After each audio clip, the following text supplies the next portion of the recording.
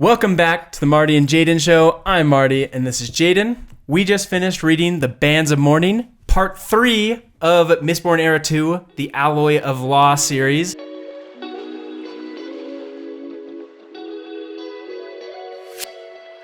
And this book was quite different from the other books. It was a nice welcome back into Brandon Sanderson's world of building lore and world building. I loved that of it. How did you feel? I absolutely agree. I thought it was pretty awesome to see a little bit more of like the conceptual, how far can we push the magic system that we have? Like, what are the nuances that you might have been thinking about? Like, honestly, I think I asked you about a lot of these things before. One of the questions we'll answer today in today's podcast is about things like, what happened? Like, are you actually less weight, less mass when you use the ferrochemical abilities, or is it relative to your gravitational energy?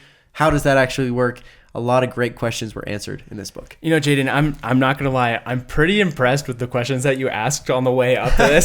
This happens quite frequently. I'm like, holy crap, he understood that before like they even talked about it. I love that stuff. It's good. He's just very, very good at building a world that you can ask those types of questions and expect an answer. That is a huge point where a lot of times you're like, hey, don't push it too far. Like an analogy, you can break an analogy if you like go too deep into it. Yep. And a lot of worlds, a lot of stuff, you're like, well, this doesn't really make sense. Like plot holes, I would call them in a movie. Yep. But some way of like, okay, the world only extends so far because you come up to like limits, and when people start introducing things like time travel, you're like, it's all over now. Yeah. Nobody understands that kind of thing, and the paradoxes are too significant. But I do think he does a really good job of saying, okay, this is the world, but what if we push the boundaries a little bit? Like, what if we ask different questions? And you're like, oh, I didn't think he was going to go there. Yeah, it's so cool. Like, I just accepted where we were at, and then he just says, you know what? This is real. We can push this a little bit further. Yep. It's cool. And he really lives by his rules. He's like, if these are the rules, then the world has to work this specific way.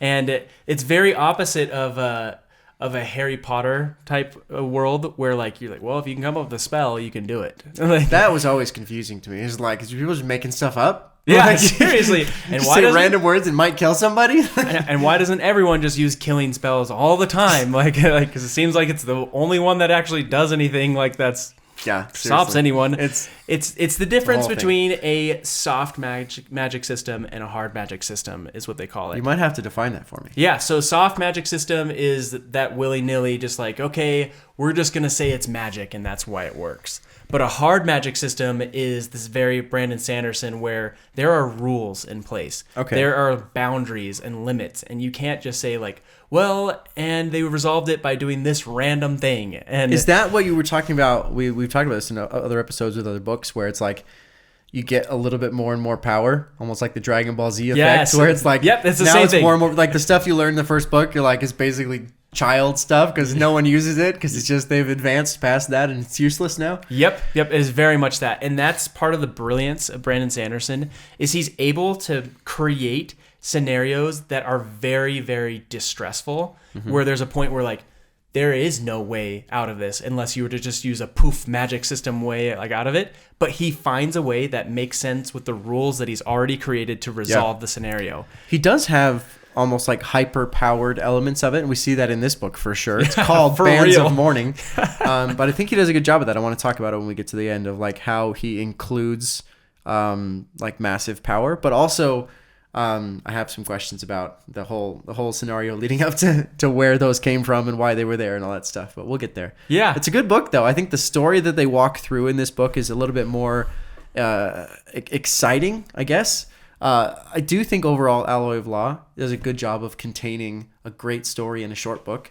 Mm-hmm. So you think about like the Sherlock Holmes-y and like he's his own like cavalier type of constable, which is cool. I think he lives an exciting life. It's easy to, get excited by and get enthralled by the story. I think this time was a little bit more of an adventure of discovery. Indiana Jones, right? Did it not feel that way? Yeah, I did not think that while I was reading, but now that you say that, I absolutely love the parallel. Yeah. I was just like, it's a journey of discovery. They're learning as they're discovering. It's not like, it's not as much investigation as it is, like you said, Indiana Jones discovering new things or artifacts that have existed in the world and random connections to the here and now. So with an adventure along the way. Twists and turns, distractions. Yeah, they did a good job. Yeah, I enjoyed it. Yeah, that's great. So let's jump back to the beginning. So this is where you get thrown back into everything with the world building, where they really start going into how the metals work. Yeah. And you start learning about new ferrochemical powers that you haven't really heard of before. Yep. And the big idea is the keying of investiture to make it so anybody can, so it's a key of identity. So you can store identity into a specific metal. And so you can be without identity or with identity. And so if you're able to invest something into a metal without identity, then technically anybody can use that metal. Yeah, and I like how they explained it, because they made it sound like, especially the ferrochemical ability. Because you think about the fact that when you burn metals, it doesn't have a keyed investiture, because everyone can burn the same metal. It just all works the same way. Yep. But they talked specifically about the ferrochemistry element, because it doesn't just have the power. You put power into it. In the act of putting power into it, it's your power. Right? It's your energy, it's your health, it's your weight. So it has that fingerprint on it. So in order to draw from that same investiture, it has to be you drawing from it. Yep. So I think that the nuance is like, how do we remove that fingerprint so that anyone can use it? And they talk about how that's a big part of how the Lord Ruler did his thing, and why he was experimenting with all this stuff with hemalurgy. And one thing, as they were explaining a little bit more, they talked about hemalurgy a lot. Yeah. And they mentioned, they're like, yeah, it's a crapshoot. You have no idea what you're going to get with the hemalurgy. Let's not go down that route. Yeah. Was it the Khandra who was probably not worth experimenting over there, because every time you get random and wild, other things that happen, and he always had to deal with these crazy, when he made the Koloss, he's like, yeah, but they kill each other all the time. Yeah, they're super strong, but it's chaos constantly. Yeah. And the Khandra is yes, but they have no care in the world. You can control them, but if the spikes come out, they go nuts. Yep.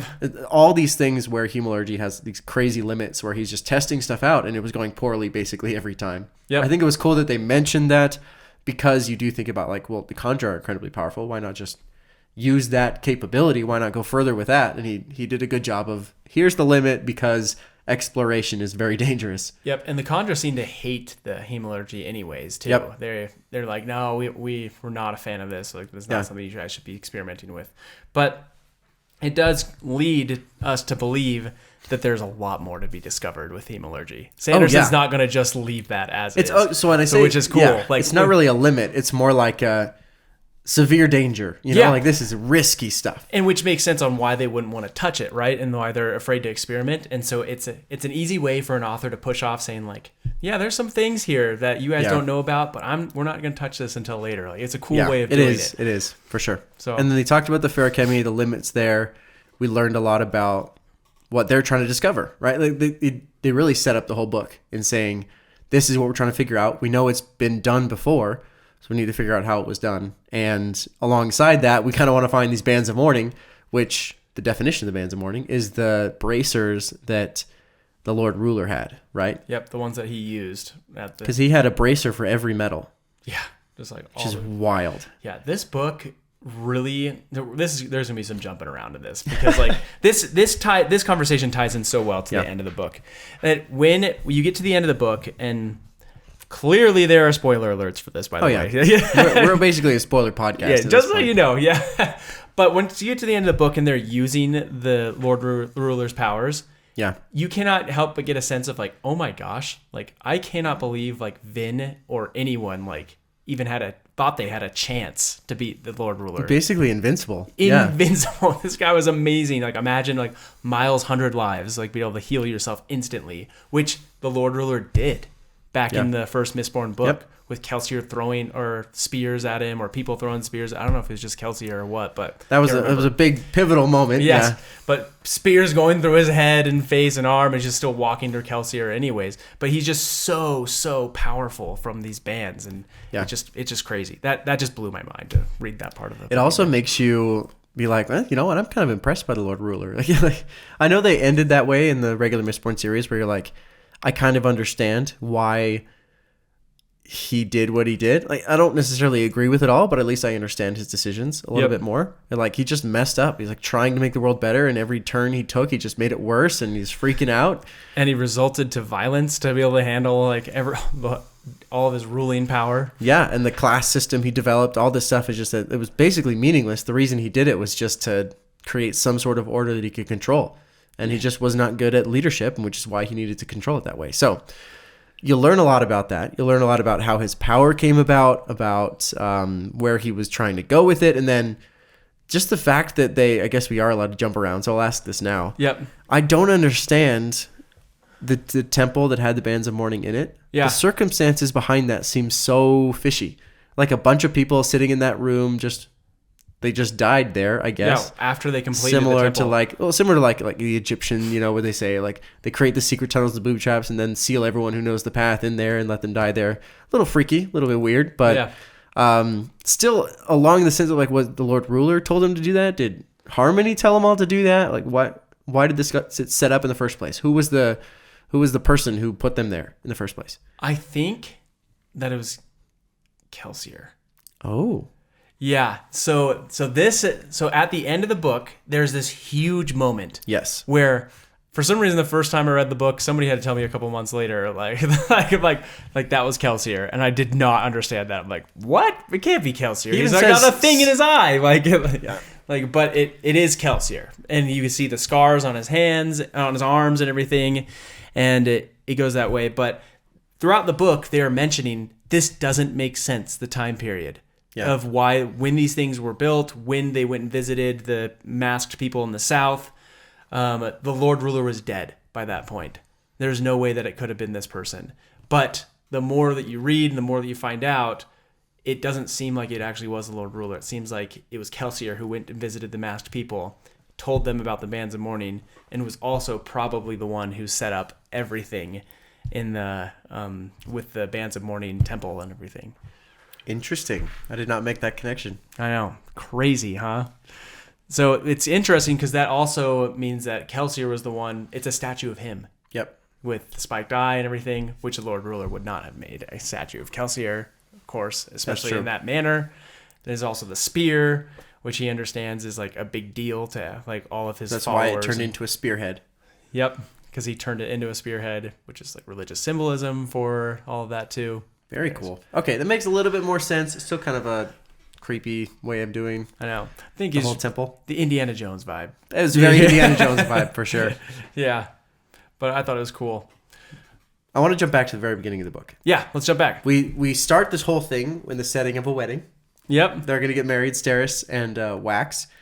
What I thought was interesting is you really start to like Steris so much more in this book. Oh, yeah. Where in the first book, you're like, she's ruining his possibility with Marcy. Uh-huh. And, like, she's just in the way. It's just kind of an awkward formality now. And you're like, I don't like it. It's not a great relationship.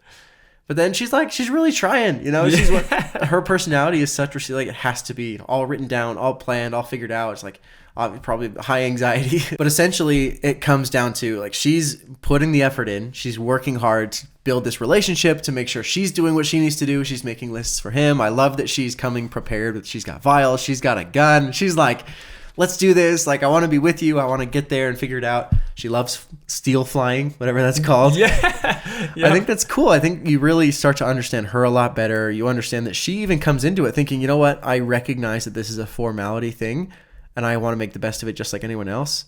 And I think, I don't know. I really appreciate that they made that better for me. Yeah. And it was cool. I think they did a good job. And not to mention that she's a big fan of accounting, which... yeah, they found the extra money. They found it, the lost 2 cents.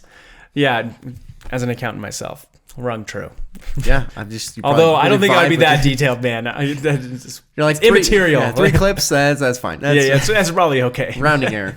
Yeah. I agree. I love how they gave her a lot more of her personality. She kind of disappeared in the second book. She wasn't in Shadows of Self at all. She was a little bit, but they kind of she was just gone. Yeah, which was kind of interesting. I was kind of watching for that because because I knew this result out of this third book. I'm like, how is this being built up in the second book? No, I didn't even make that connection. She was gone most of the time. I think it's a cool story. I think in Alloy of Law or Mistborn era too, because it really continues well. The same characters kind of just continue straight into the next book. Yep. It's not as much of flipping back and forth, and it's not as segmented. It does a really good job of continuing straight through. So I almost have a hard time. I even forgot that the wedding was the first part of this book before you reminded me, because it's so smooth to go into the next one. Yep. It was great. So I think one of my favorite parts of this book. Oh, before we get there, we have a Hoid scene in this book. Yes, we do. I think it's the first out of this series. I did not see him in book 1 or 2. I've been keeping an eye out. Yep. Yeah, specifically. Yeah, this was the first instance. I thought for sure Sanderson was going to put him in all of his books, and there's at least 2 now that he's not in for the Cosmere books, of course. But it's all kind of the same story. It is, unless someone else in the comments notice a place that I missed him in the first book. I'd love to hear it, but I'd be surprised if we both missed it. Yeah, I'd be eager to read that comment, but yeah. But I love how his knowing smile and his comment of he's like, yeah, I own the place, and I'm like, you know what, he maybe does. Like, he might actually own that. It would be hilarious. Yeah. I just love the fact that he's just odd. Yeah, he's just like all the customs and traditions of people. He's like, no, not only no, I'm intentionally gonna go like he's drinking perfume. He's like he's all over the place. This guy. I forgot about that. That was hilarious. It was really funny, and he's like he just like hucks the coin at him. Yeah. Like how do I get this coin to him? I don't know.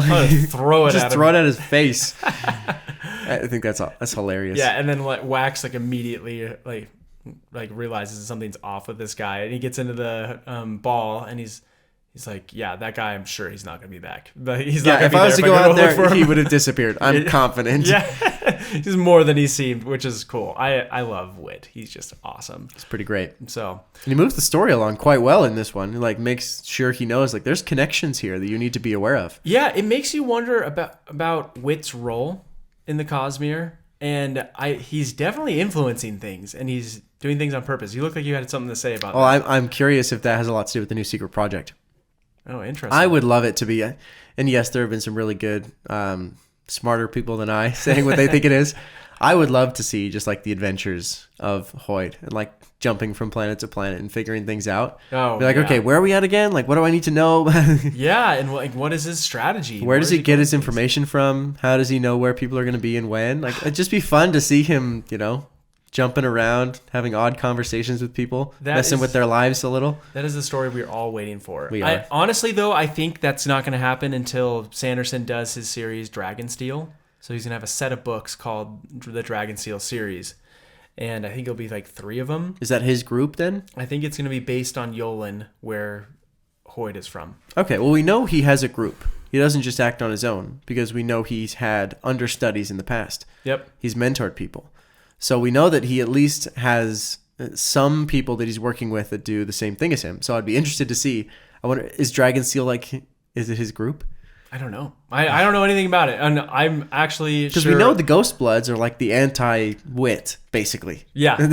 They're yeah, dude. Oh, man. We've got some conversations on that, too. I don't even know if they're anti-Wit, though. I think that they just have other goals. We will talk about this later, though. There's another book that you haven't read yet. Come on. I know. I'm slowly getting there. You're slowly getting there. How many books? How many episodes? This is our 30, 40-something episode? Something like that. And we still haven't even gotten there. But, yeah, there's a lot to be talked about very soon. Yeah. But pretty cool. Yeah, I love the whole Wit thing. It'll be interesting to see where that goes. Favorite part of this book, though, for me, was when Wax dies, because from what I understand, he did die. Yep. Well, he's talking to Harmony at the end. So yeah, he's talking to Harmony, and then Harmony gives him a second life, pretty much. And he has that whole conversation on agency. It's awesome. That's one of my favorite parts too. Absolutely. Is so cool. What a cool perspective to see, to look at God's point of view on giving people choices. Yeah. And his whole thing is just where should I draw the line? And he's like, I know you could draw the line. Don't ask me this question. He's like, who's to say I didn't already? Yeah, I love that part. He's like, how do you know that I haven't already protected you from worse things? Oh, so cool, dude. It is, to me, that was just powerful because that's a big question that people ask a lot in life, and just a philosophical question that people ask in life. And Sanderson addresses these in such powerful ways through a fantasy book. He does this in so many books. In Way of Kings, he does this. In original Mistborn books, he does this. But in this book, he's asking the question, why do bad things happen to good people? Yeah. And he gives a pretty good answer. He's like, my goal is to be a fair god, but I don't want to be a controlling God. And if I prevent things from happening, that makes me controlling. Yep. Anyway. The way he explained it I thought was awesome, because he basically says like, okay, you don't want bad or good people to die. Okay, we'll start there. Well, what about if they get injured? Like if they're maimed? What about if it scrapes? What if it's an accident? Like how far down this list do I go? And he's like, okay, well, I kind of understand there should be a line. And then he's like, well, let's flip the script. What about all these worse things that could happen? What about like genocide and all these things that, have you seen that happen? Maybe it's because I've protected you from that. Like where do you see your role? Like now that you see the earth from this perspective, I think it's cool that he like basically takes him away from the world. He like gives him, by not only location, but also this conversation, like broaden your perspective a little bit. You understand now that everything is intricately interwoven. And you need to realize that there's not an easy way to say, all of this is just going to go away. Because then if it did, cuts and scrapes, they'd be like, oh, God, how could you let that happen? It's ridiculous, because nothing else bad ever happens to them. That's the worst thing that happens. Yep. And the scale of human emotion is just going to be relative to the best and the worst experiences that they have. Yeah. It's just powerful. It's just really powerful. It's deep. And that's another thing that this book just gets back to, at what Sanderson's good at, is just going deep into those questions. And I love the end of that conversation. Well, I love the end of it when he says, like, here are your options. Yeah. But I love just before that when he's like, all these things that I've decided and figured out, and I'm trying to be the best God that I can for all these reasons. Oh, what's that big red thing over there? I don't know. Yeah, I know. He's like, I'm just trying to stop. It's like, I don't know what that is, and I'm a little worried. He's like, well, I'm concerned about that. Yeah, you should be. We all should be. Nobody knows what that is. Yeah, we don't know. It's like surrounding your world right now. Yeah, it seems like a bad thing. So it's kind of taking a lot of my focus.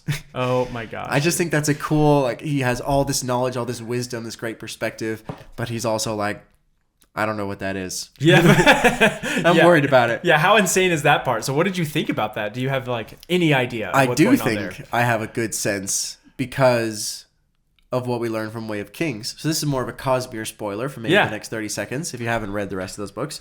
But we talk about like Rhythm of War, the Contest of Champions, Odium, all this stuff. Like we know that one of Wit and Hoyd's goals is to make sure that Odium stays on Roshar. Mm-hmm. Like, if he leaves Roshar, the universe, Cosmere, is basically screwed. Yeah. So my thought is this is just the extension of Odium. Like, this is the destroyer of worlds that Odium is. Yeah. And he's just getting closer and closer to taking over the Cosmere. Dude, I thought the same thing when I first read this book. I was like, it's got to be some sort of Odium connection, right? And I would assume so. Is there anything you've learned since your first read of the book? There are, and things that you haven't read yet. We're getting there, though. We'll get there. Okay. But what I do know that you have read in it, this isn't not going to give you anything, but in the... Bring it on. Yeah, Rhythm of War, there are scenes where at the very beginning of each chapter, they have like a little clip from like a quote from someone at the beginning of each chapter. So in Rhythm of War, they have quotes that are coming from Harmony. And Harmony starts talking about like this red thing. Why did I feel like those were Taravangian's quotes? I'm pretty sure they're... Or was Oathbringer Taravangian? I don't know. See, this is what we're going to have to come back to. I'm pretty positive that they're quotes from Harmony talking about they easily his could be, world. Because I remember those quotes being way confusing. Yeah. And I'd read this book already. And when I'd read that, I was like, okay, like maybe this is referencing that. And it was kind of crazy. That's actually a really good segue. Because one of the things I noted that I wanted to ask about Bands of Mourning is, what is the deal with those preambles to chapters? So confusing. When you're reading this as an audiobook, it's just like... Bands of Mourning? Yeah. Did it have preambles in the chapters? Yeah, it did. And confusing ones. What? I don't remember a single one of them. Okay, maybe they weren't preambles. That's maybe a bad way to explain it. But they have like newspaper clippings. Oh, the newspaper clippings! All over the book. And it's confusing because as you're listening to the book, it's easy when you're reading because it's like a separate format. Yeah. It looks different. So you can kind of like, okay, switch context, read this. That's a cute little story, move on. When you're listening to it, you're like, did I miss something? What is going on? It's just jumping around. Who is the haunted man? Like, what is happening? I remember listening. Multiple times I would go back and I'm like, where are we? Like, I must have missed something huge. And it's like, oh, it's just a little story from a newspaper. Yeah, but I remember going back though. I'm like, he's got to have hidden secrets in these news stories about like things going on. Like, who knows? They're hilarious though. Alamancer Jack and like all of his stories. I thought they were great. They are funny. I feel like I was not able to. They should have like a third reader or a really different voice or something, because in the audio format it's so hard to separate that. Yeah. I'm like, when do we go back to the real story. Like, you got to be really focused because, like, it's the same reader, so you got to know when they jump right into the next sentence. That was hard for me. Okay, yeah, that's fine. And it was probably more of a limitation of the audiobook than, like, actual of the book itself. Yeah. But the audiobook made that really hard. Oh, my I did not enjoy that. That's really funny, dude. I didn't even think about that. Did you read it for the first time you read it? No, I listened to it. Okay. I picked up on that, like, that was happening. I don't know why I did. But I struggled. Yeah, I think it's because I'm typically doing something else, so it was a little harder to focus. Yeah. But yeah, anyway, that was my only gripe with the audiobook. Is just like, man, that was hard for me. They do mention some things in those clippings. Like, one of the things was they mentioned that some person with red eyes was seen out in, like, the wilderness, and, like, seemed like some sort of conspiracy theory written into there. Oh, no way I caught that. Yeah. And then I was like, oh man, is that someone from Roshar or, like, one of the Fused or something like that? I was like, dang. Red eyes. But then I'm like, I don't know. I kind of, like, went back on that theory and thought it might be something else from later books the that red I've mask read. people. But yeah, it could be the mask people. But we'll talk more about what those probably are later. But you do meet the red people at the end of the book. Yep. Red-eyed people at the end of the book. Red masked people. I think. Do they have red eyes too? I thought they were just red-eyed and no masks. Maybe they were masks. They have masks. They're masks and red eyes. Okay, regardless of the reds, whether they're red or not, like, you're speaking of the people that fly the ship. No. I'm talking about like, they definitely have masks. It's a big part of their personality. Big part of the story. No, this is the part where his suit gets blown up at the end in the prison. That is where I wanted to end this conversation because I have so many questions. Okay, well, let's not end it there because I wanted to ask you about Alec and, like, those people. And we have to do our final ratings. And we got to do we got a couple of things. First of all, I rewound that scene twice, 3 times. Because I'm like, Suit's talking to someone who then just blows up the world. Yeah. I'm like, you can't just do that, like, without knowing who this is. Like, what's going on? He knew him. Yep. We know that the set or his group that he doesn't even run because the girl's running it. But yeah. And he just blows it up. Like, do we know who that is? Do you know who that is? No. Well, you don't know who this is. I know who this is. There are a lot of things that this book does a great job at getting, like, okay, I think he kind of got back into a rhythm once he gets to his 3rd book, where you go to the 4th book and, like, now you're like, okay, this is the kind of thing I know. I'm getting answers from the 1st book, and, like, so I will learn it in the 4th book. Yeah, for not big spoilers, but yeah. Yeah, but it's good to know that I learned it here and not, like, in Dawn Shard or something. Yeah, I have to read later. Most of these questions that you've been asking, like, you will get answers in the 4th book. It gets fun with Interesting. that too. Okay, it's real fun with that. But so what do you want to know about Alec? But I was gonna say, they blow him up, but they also kind of talk about in that moment that, like, the Wax may have the Khandra helping him out, but we have our own people that are like the Khandra that can help us out.